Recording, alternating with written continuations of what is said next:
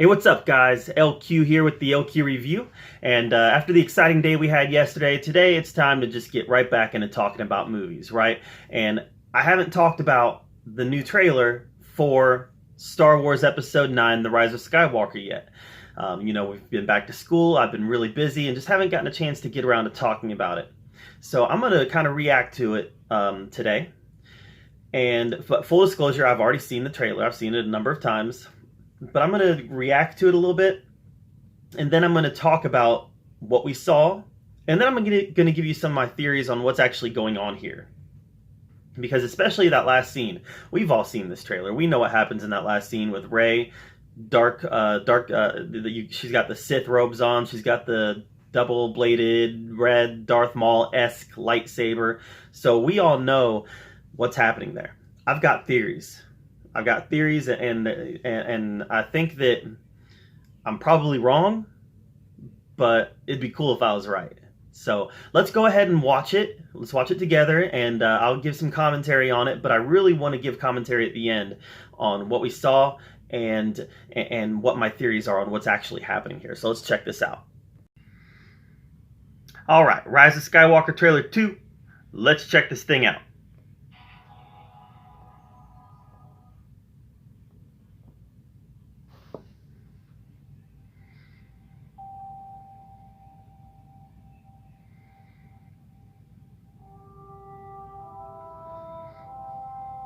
I love how they do this recap.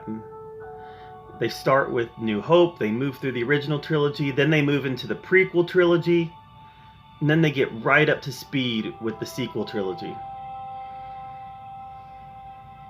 So here we are in Empire now.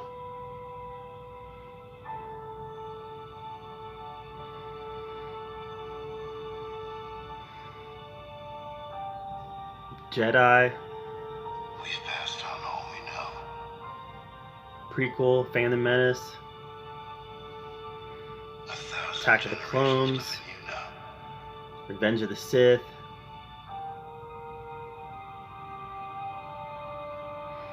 Force Awakens. This is your fight. Last Jedi.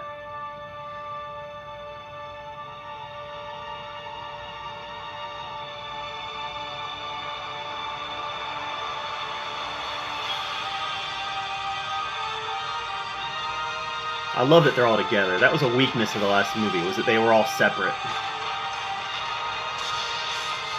That's original Empire Star Destroyers there.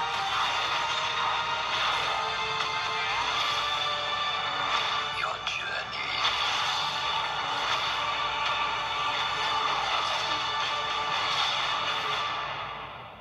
Here's its end.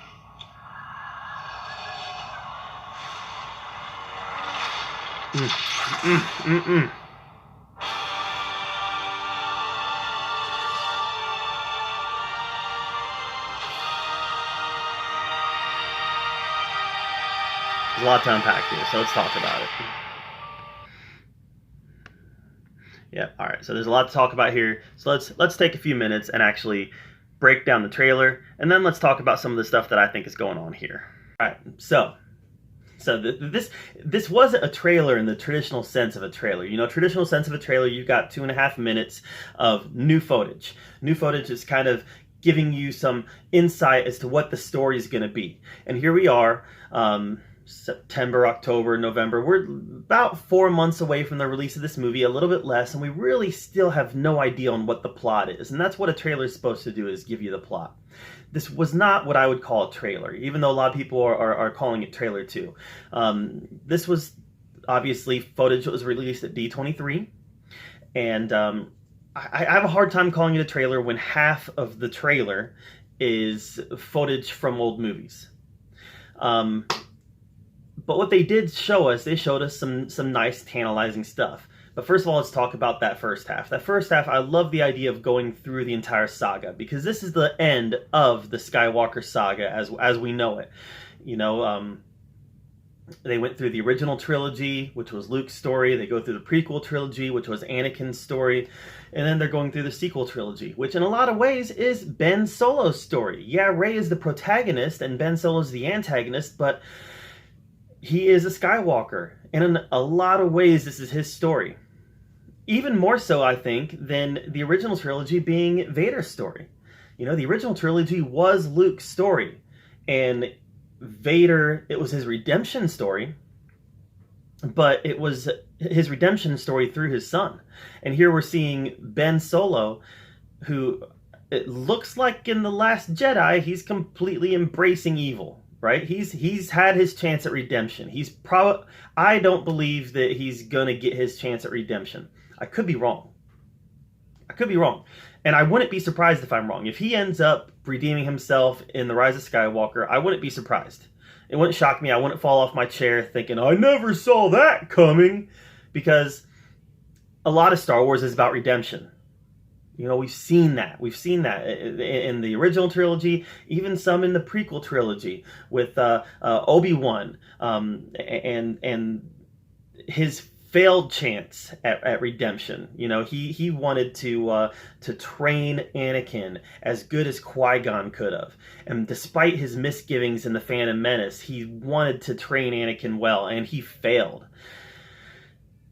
And then you've got Obi-Wan's redemption in the original trilogy with Luke. And then you've got Vader's redemption in the original trilogy. So it's all about redemption. That's a theme that runs heavy, heavy, heavy in Star Wars.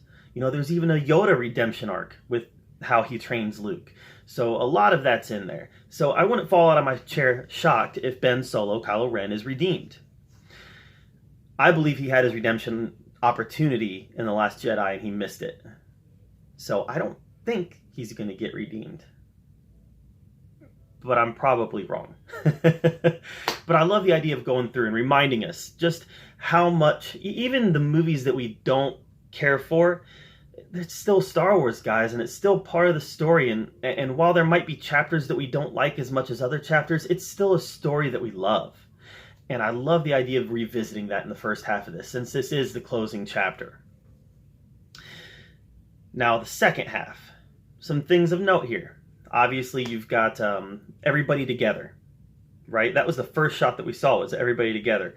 And I thought that was a real weakness in The Last Jedi. I thought that was a real weakness in The Last Jedi. You had Poe doing his thing. You had Rey doing her thing. You had Finn and Rose doing their thing. All of our core characters were separated. And some were in interesting stories. I thought Rey's story was interesting, despite what happened with Luke. Yeah, Luke's arc, what happened to Luke in The Last Jedi wasn't what I would have wanted to see, but I don't hate it. It was an interesting take on the character, and I think that we're lying to ourselves if we say, that's not Luke. Come on. Luke was that character that we saw in The Last Jedi a lot in the original trilogy.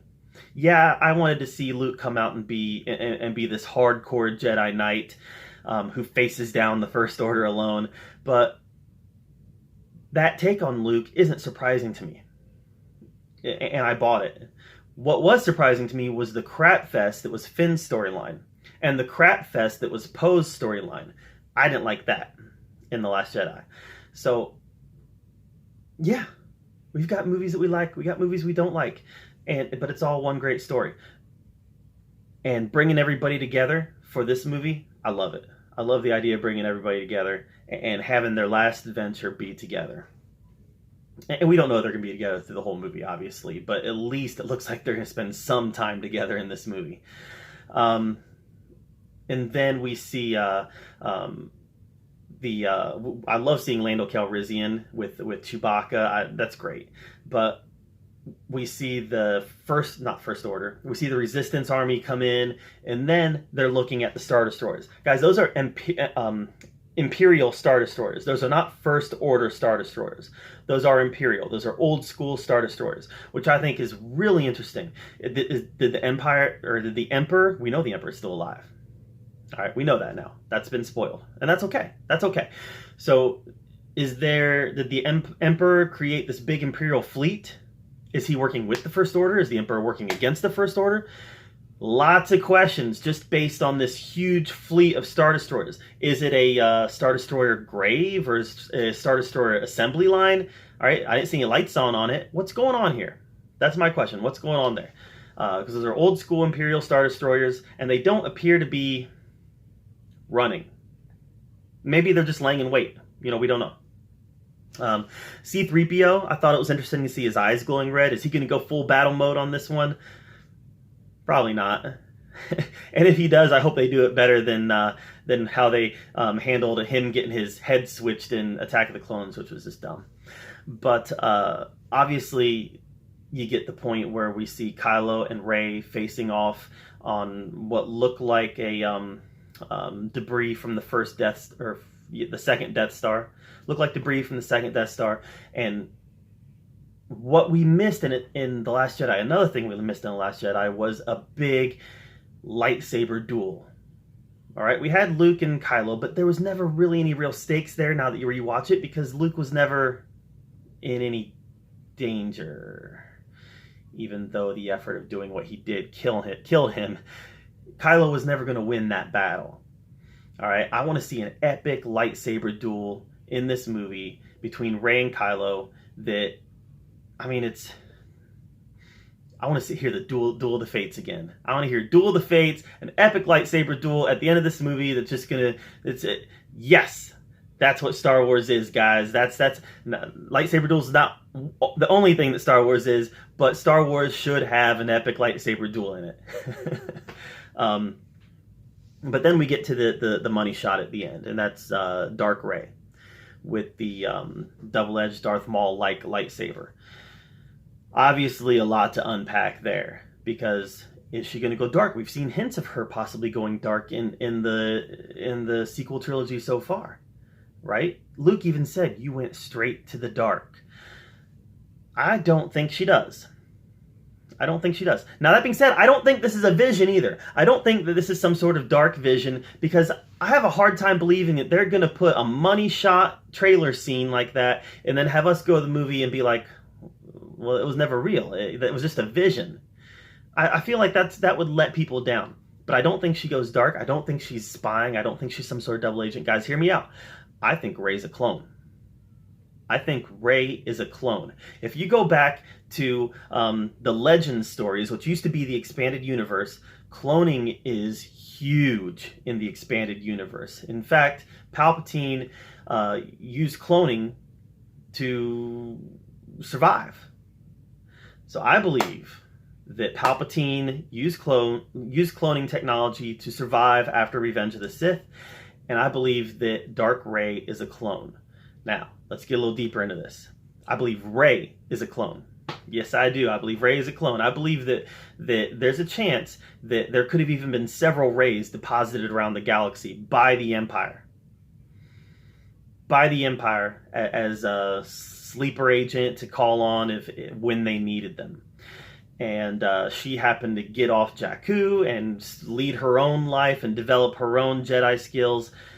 And she was the one that didn't go as planned for Palpatine. So I believe that Dark Rey is a clone who's going to be standing at the Empire's side, and I believe that Rey is going to have to battle Dark Rey at the end of this movie. It goes thematically with a lot of what's been going on in the sequel trilogy. Think about when she was in the pit in The Last Jedi. When she puts her hand out on the wall, she sees multiple of her. All right, and she never sees her parents.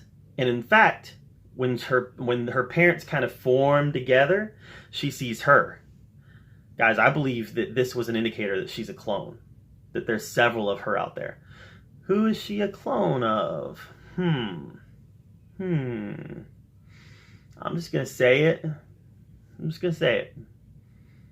I think they use Anakin's DNA. I think it's going to come out that they use Anakin's DNA to clone Rey. I'm probably wrong. And a lot of you are probably rolling your eyes and saying that's the most ridiculous thing I've ever heard of. But guys, I think they use Anakin's DNA. I believe the Empire used Anakin's DNA to create several clones that will be able to stand with the Emperor when he's ready to make his move again. And one of those is going to be Dark Rey. I just believe that. I believe that. So I'm anxious to see how it plays out. And if it does play out like that, guys, you heard it here. Rey is a clone of Anakin. She's a clone of Anakin, and that the image that Kylo had in his head in The Last Jedi of her parents being junk traders, it was put in there. It was either put in there by Snoke or put in there by Palpatine. It was put in there by somebody.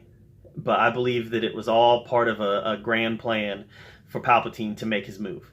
So, lots to unpack here. Like I said, I'm probably wrong on a lot of this, but I just feel like there's more here than they're letting on. We know there's more here than they're letting on, but I feel like they can't make Dark Rey a vision, and they can't make Rey go bad. She's a clone. She's a clone. And when I first heard that Palpatine was coming back, I thought to myself, cloning technology. He's gonna use cloning to come back. And then when I saw this trailer and I saw Dark Rey, that just reaffirmed my belief that they're gonna use clones. And I was like, well, Rey's a clone. Rey's a clone because there's a clone right there. So I don't know. Let me know what you think of my theories in the comments down below. Maybe you think I'm completely off base. Maybe you think it's a vision. Maybe you think Rey actually does go bad. Maybe you think that this is just what's the word I'm looking for? An Infinity War-esque trailer misdirection. Maybe this is something that's not actually going to even be in the movie, right?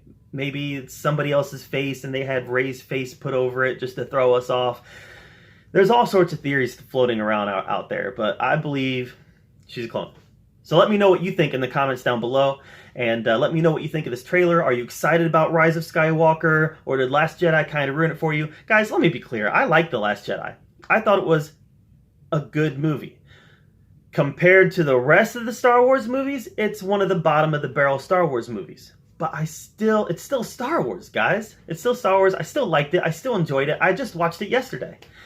So I really, I don't think that there's ever been a Star Wars movie that has to stick the landing like this one, though. Because Last Jedi was really divisive. Rise of Skywalker has to be good. It has to be good. The fans and the critics have to like it. The future of the this sounds so dramatic, but the future of the Star Wars franchise to some degree depends on this movie. So let me know if you're excited for Rise of Skywalker or if you're just kind of over this whole sequel trilogy. They're both valid, you know. It's all subjective. So if you think that Disney mismanaged a sequel trilogy, nobody can tell you you're wrong. If you think the sequel trilogy is great, nobody can tell you that you're wrong because it's all subjective. So I have liked the sequel trilogy so far. Not as good as the original trilogy, not even close. I'm not sure about the prequel trilogy yet. Let's wait and see what Rise of Skywalker does. So let me know what you think in the comments down below, and thank you so much for being here at the LQ Review, where we talk about all of the geeky, nerdy stuff that we love to talk about. And until next time, we'll see you later.